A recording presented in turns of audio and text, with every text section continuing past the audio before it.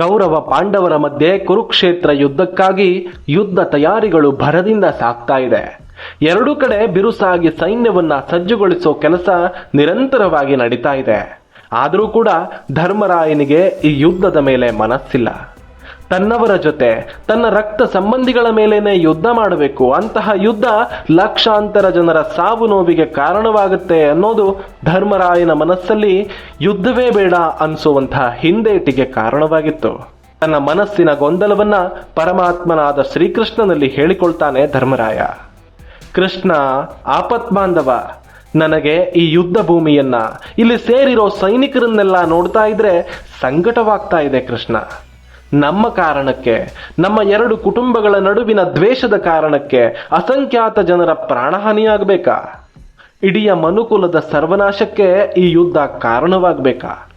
ಈ ಸರ್ವನಾಶಕ್ಕೆಲ್ಲ ನೇರವಾಗಿ ನಾನೇ ಕಾರಣ ಆದ ಹಾಗೆ ಆಗ್ಲಿಲ್ವಾ ಕೃಷ್ಣ? ನನಗೆ ದುರ್ಯೋಧನನ ಇಡೀ ರಾಜ್ಯವೂ ಬೇಡ, ಅವನ ಅರ್ಧ ರಾಜ್ಯವೂ ಬೇಡ. ನಾವು 5 ಸಹೋದರರಿದ್ದೀವಿ.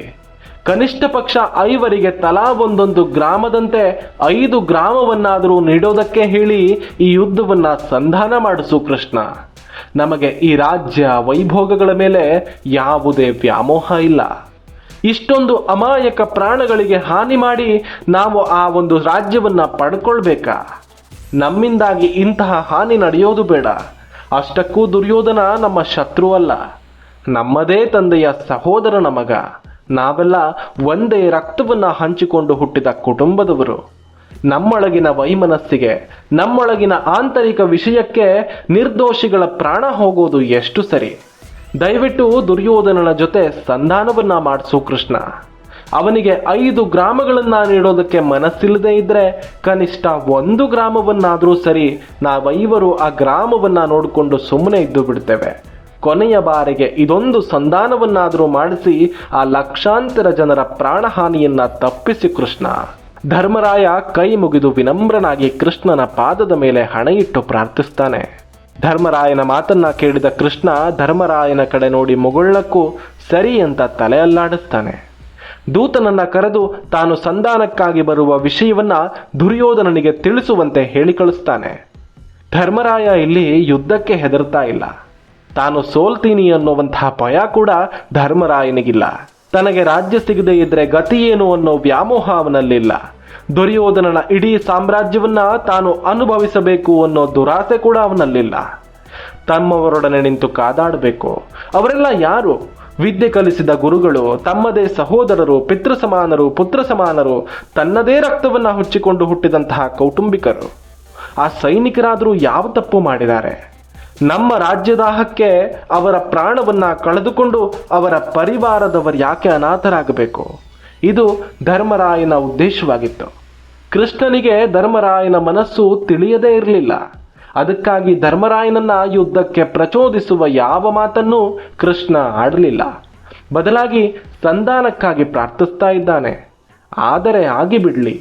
ಆದರೆ ದುರ್ಯೋಧನ ಈ ಸಂಧಾನಕ್ಕೆ ಒಪ್ತಾನ? ಖಂಡಿತ ಇಲ್ಲ. ಇದು ಕೃಷ್ಣನಿಗೂ ಗೊತ್ತಿತ್ತು. ಅಡಿಯಿಂದ ಮುಡಿಯವರೆಗೂ ಅಹಂಕಾರವನ್ನೇ ತುಂಬಿಕೊಂಡು ಪಾಂಡವರ ಮೇಲಿನ ಅಸೂಯೆಯನ್ನ ಉಸಿರಾಗಿಸಿಕೊಂಡು ಅವರ ಸರ್ವನಾಶವೇ ತನ್ನ ಜೀವನದ ಏಕಮಾತ್ರ ಉದ್ದೇಶವಾಗಿಸಿಕೊಂಡ ಒಬ್ಬ ವ್ಯಕ್ತಿ ಯುದ್ಧದ ಹಂತಕ್ಕೆ ಬಂದ ಮೇಲೆ ಸಂಧಾನಕ್ಕೆ ಒಪ್ತಾನ? ಖಂಡಿತ ಇಲ್ಲ. ತನ್ನ ಸುತ್ತಲೂ ಹೊಗಳು ಭಟರನ್ನೇ ಇಟ್ಟುಕೊಂಡು ತಾನು ಮಾಡುವ ಎಲ್ಲ ಅಧರ್ಮಕ್ಕೂ ಮೆಚ್ಚುಗೆಯನ್ನ ಕೇಳುತ್ತಾ ಬದುಕುತ್ತಿರುವಂತಹ ವ್ಯಕ್ತಿಗೆ ಯುದ್ಧ ಬೇಡ ಅಂತ ಹೇಳಿದ ಉಪದೇಶದ ಮಾತನ್ನ ಕೇಳೋ ವ್ಯವಧಾನವಾದರೂ ಎಲ್ಲಿದೆ? ಹಾಗೊಂದು ವೇಳೆ ಇದ್ದಿದ್ರೆ ಆತ ವಿದುರನ ಮಾತನ್ನಾದರೂ ಕೇಳಬೇಕಿತ್ತು. ಧರ್ಮದಲ್ಲಿ ಧರ್ಮರಾಯನಿಗಿಂತ ಹೆಚ್ಚು ಜ್ಞಾನಿ ಆತ. ಅಂತಹ ಪುಣ್ಯಾತ್ಮನ ಮಾತನ್ನೇ ಧಿಕ್ಕರಿಸಿದವ, ನನ್ನನ್ನ ಪಾಂಡವರ ಪಕ್ಷಪಾತಿ ಎಂದುಕೊಂಡವನು ನನ್ನ ಮಾತನ್ನ ಕೇಳ್ತಾನ? ಕೃಷ್ಣನಿಗೆ ಈ ವಿಷಯದಲ್ಲಿ ಯಾವ ಅನುಮಾನನೂ ಇರಲಿಲ್ಲ. ಆದರೆ ಪ್ರಯತ್ನಿಸೋಣ. ಧರ್ಮರಾಯನಂತೆ ಇಂತಹ ಆಲೋಚನೆಗಲ್ಲದೆ ಇದ್ರೂ ತನ್ನ ಮಕ್ಕಳನ್ನೋ ತನ್ನ ಸಹೋದರರನ್ನೋ ಕಳೆದುಕೊಳ್ಳುವ ಭೀತಿಗಾದರೂ ಯುದ್ಧ ಬೇಡ ಅಂತ ಅವನಿಗೆ ಅನ್ನಿಸಿರಬಹುದು. ಯುದ್ಧ ದೂರವಿದ್ದಾಗ ಭಯ ಇರೋದಿಲ್ಲ. ಯುದ್ಧ ತೀರಾ ಹತ್ತಿರ ಇದ್ದಾಗ ಕೆಲವೊಮ್ಮೆ ಇಂತಹ ಆಲೋಚನೆಗಳು ತಲೆಯಲ್ಲಿ ಬರಬಹುದು. ಹಾಗೆ ಅಂತಹ ಯಾವುದೇ ಆಲೋಚನೆ ಆತನನ್ನ ಒಮ್ಮೆ ಕಾಡಿದ್ರೂ ಸಹ ಅವನನ್ನ ಒಪ್ಪಿಸೋದು ಸುಲಭವಾಗಬಹುದು. ಪ್ರಯತ್ನಿಸೋದ್ರಲ್ಲಿ ತಪ್ಪೇನಿದೆ, ಪ್ರಯತ್ನಿಸಿ ನೋಡೋಣ ಅಂತ ಅಂದುಕೊಂಡಿದ್ದ ಕೃಷ್ಣ. ಇತ್ತ ಹಸ್ತಿನಾಪುರದಲ್ಲಿ ಕೃಷ್ಣ ಸಂಧಾನಕ್ಕೆ ಬರುವ ವಿಷಯವನ್ನ ತಿಳಿದು ಅದಕ್ಕಾಗಿ ಸಕಲ ಸಿದ್ಧತೆಗಳನ್ನ ಮಾಡಿಕೊಳ್ಳಲಾಯಿತು. ಶ್ರೀಕೃಷ್ಣನ ಸ್ವಾಗತಕ್ಕಾಗಿ ಹಸ್ತಿನಾಪುರ ಕಂಗೊಳಿಸತೊಡಗಿತ್ತು. ಭೀಷ್ಮ, ದ್ರೋಣ, ಕೃಪಾಚಾರ್ಯ, ಜಯದ್ರಥ, ಭೂರಿಶ್ರವ, ಶಲ್ಯ ಮುಂತಾದ ಕೌರವ ಪಾಳೆಯದ ವೀರರುಗಳು, ಗಾಲವ, ಕಶ್ಯಪ, ಜಮದಗ್ನಿ, ಕಣ್ವ, ಪರಶುರಾಮ, ನಾರದರಂತಹ ದೇವ ಮಹರ್ಷಿಗಳು, ಧೃತರಾಷ್ಟ್ರ, ಗಾಂಧಾರಿ ಮತ್ತವರ 100 ಜನ ಮಕ್ಕಳು, ಕರ್ಣ, ಅಶ್ವತ್ಥಾಮ ಮುಂತಾದವರು, ಹೀಗೆ ಪ್ರತಿಯೊಬ್ಬರೂ ಕೂಡ ಆ ಕುರುಸಭೆಯಲ್ಲಿ ಹಾಜರಿದ್ರು. ಶ್ರೀಕೃಷ್ಣನ ರಥ ಹಸ್ತಿನಾವತಿಗೆ ಆಗಮಿಸುತ್ತೆ. ಆತನ ದಿವ್ಯ ತೇಜಸ್ಸನ್ನ ನೋಡಿ ಕಣ್ತುಂಬಿಕೊಳ್ಳೋದಕ್ಕೆ ಹಸ್ತಿನಾವತಿಯ ಹೆದ್ದಾರಿಯ ಸುತ್ತಮುತ್ತ ಕಿಕ್ಕಿರಿದು ತುಂಬಿದ್ದ ಜನರು ಕೃಷ್ಣ ಬರುವ ಹಾದಿಯಲ್ಲಿ ಹೂಗಳನ್ನ ಚೆಲ್ಲಿ ಪ್ರೀತಿಯಿಂದ ಸ್ವಾಗತಿಸ್ತಾರೆ. ಶ್ರೀಕೃಷ್ಣನನ್ನ ಅದ್ಧೂರಿಯಿಂದ ಸ್ವಾಗತಿಸಿ ಹಸ್ತಿನಾವತಿಯ ಅರಮನೆಯ ರಾಜಸಭೆಯೊಳಗೆ ಕರೆದೊಯ್ಯಲಾಗುತ್ತೆ. ಸರ್ವ ವಿಧವಾದ ಆದರ ಆತಿಥ್ಯಗಳಿಂದ ಕೃಷ್ಣನನ್ನ ಸತ್ಕರಿಸಲಾಗುತ್ತೆ. ಕೃಷ್ಣನಿಗಾಗೆ ವಿಶೇಷ ಆಸನವನ್ನ ಸಿದ್ಧಪಡಿಸಲಾಗಿತ್ತು. ಸಕಲ ಮರ್ಯಾದೆಗಳನ್ನ, ಆದರಾತಿಥ್ಯವನ್ನ ಸ್ವೀಕರಿಸಿದ ಕೃಷ್ಣ ತನ್ನ ಆಸನದ ಮೇಲಿಂದ ಎದ್ದು ನಿಂತು ಧೃತರಾಷ್ಟ್ರನ ಕಡೆ ಮುಖ ಮಾಡಿ ತಾನು ಬಂದಿರುವ ಕಾರಣವನ್ನ ವಿವರಿಸೋದಕ್ಕೆ ಪ್ರಾರಂಭಿಸ್ತಾನೆ. ಕುರುಕುಲದ ಸಾಮ್ರಾಟನಾದ ಧೃತರಾಷ್ಟ್ರ ಮಹಾರಾಜನಿಗೆ ನಮಸ್ಕಾರ. ರಾಜ ಧೃತರಾಷ್ಟ್ರ, ಕೇಳು. ಲಕ್ಷಾಂತರ ಜನರ ಸಾವಿಗೂ ಮುಂದಾಗಬಹುದಾದ ವಿನಾಶಕ್ಕೂ ಕಾರಣವಾಗುವ ಕುರುಕ್ಷೇತ್ರ ಮಹಾಸಂಗ್ರಾಮವನ್ನ ತಡೆಯುವ ಸಲುವಾಗಿ ನಾನು ಸಂಧಾನಕ್ಕೆ ಬಂದಿದ್ದೀನಿ. ಇದರಿಂದ ನಿಮ್ಮ ಕುಟುಂಬದ ಸರ್ವನಾಶವು ಶತಸಿದ್ಧ. ನೀವು ಮತ್ತು ಪಾಂಡವರು ಒಂದೇ ಕುಟುಂಬದವರು, ಒಂದೇ ಬಳ್ಳಿಯ ಕಾಯಿಗಳಿದ್ದಂತೆ. ನಿಮ್ಮಲ್ಲಿ ಯಾರನ್ನೇ ಕಳೆದುಕೊಂಡ್ರೂ ಅದು ಕುರುವಂಶಕ್ಕಾಗಿರುವ ನಷ್ಟದಂತೆ.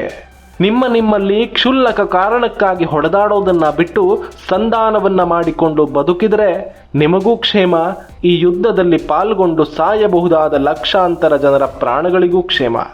100 ಜನ ನಿನ್ನ ಮಕ್ಕಳ ಜೊತೆಗೆ ಪಾಂಡುವಿನ 5 ಜನ ಮಕ್ಕಳು ನಿನಗೆ ಹೊರೆಯಾಗೋದಿಲ್ಲ ಮಹಾರಾಜ. ಯುದ್ಧ ಸರ್ವ ವಿನಾಶಕ್ಕೆ ದಾರಿ. ಒಂದು ವೇಳೆ ಯುದ್ಧವೇ ಬೇಕು ಅನ್ನೋ ಪಟ್ಟು ಹಿಡಿದು ಸಾಧಿಸಿ ಕೊನೆಗೆ ನೀನು ಗೆದ್ರೂ ಸಹ ಸಾಕಷ್ಟು ಕಳೆದುಕೊಂಡಿರ್ತೀಯ. ಹಾಗಾಗಿ ಯುದ್ಧದ ಆಲೋಚನೆಯನ್ನ ಬಿಟ್ಟು ಪಾಂಡವರಿಗೆ ಏನು ಸೇರಬೇಕೋ ಅದನ್ನ ನ್ಯಾಯವಾಗಿ ಕೊಟ್ಟು ಬಿಡು.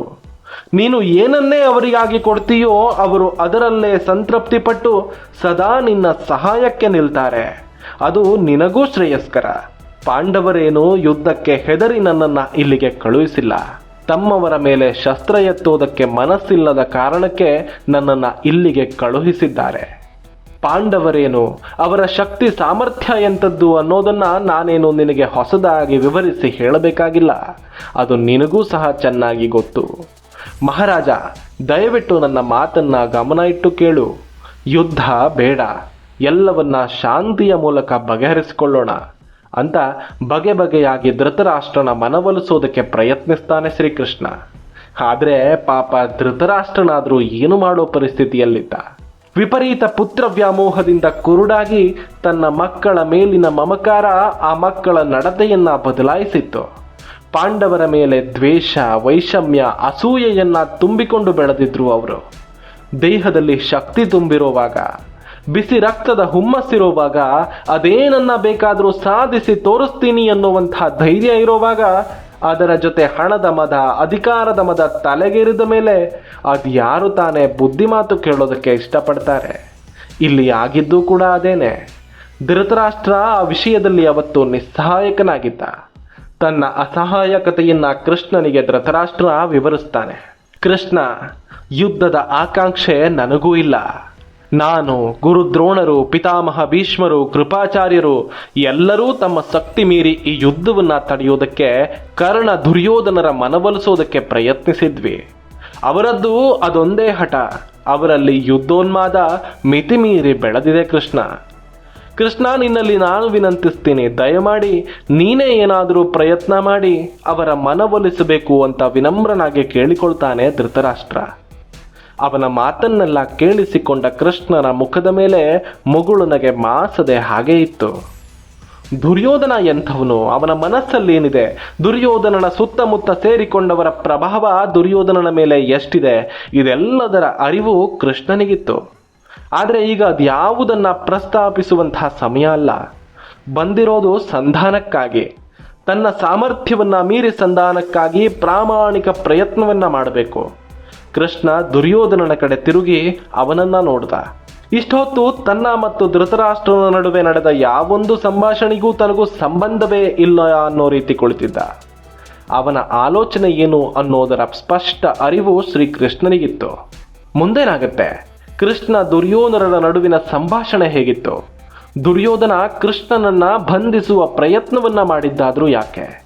ಅಲ್ಲಿ ಕೃಷ್ಣ ತನ್ನ ಮಾಯೆಯನ್ನ ಹೇಗೆ ಪ್ರದರ್ಶಿಸಿದ್ದ? ಇದೆಲ್ಲವನ್ನ ಮುಂದಿನ ವಿಡಿಯೋದಲ್ಲಿ ನೋಡೋಣ. ನೀವು ಇಲ್ಲಿವರೆಗೂ ನಮ್ಮ ಚಾನಲ್ ಅನ್ನ ಸಬ್ಸ್ಕ್ರೈಬ್ ಮಾಡದೇ ಇದ್ರೆ ಆ ಯಾವ ವಿಡಿಯೋದ ನೋಟಿಫಿಕೇಶನ್ ಕೂಡ ನಿಮಗೆ ಬರೋದಿಲ್ಲ. ಹಾಗಾಗಿ ದಯವಿಟ್ಟು ಇವತ್ತೇ ಸಬ್ಸ್ಕ್ರೈಬ್ ಮಾಡ್ಕೊಳ್ಳಿ. ನಮ್ಮ ಚಾನಲ್ನ ಹೆಸರು ಕನ್ನಡ ಕದಂಬ. ಇದು ನಿಮಗೆ ಯಾವಾಗಲೂ ನೆನಪಲ್ಲಿರಲಿ. ಧನ್ಯವಾದಗಳು. ಜೈ ಶ್ರೀಕೃಷ್ಣ, ಜೈ ಶ್ರೀರಾಮ್.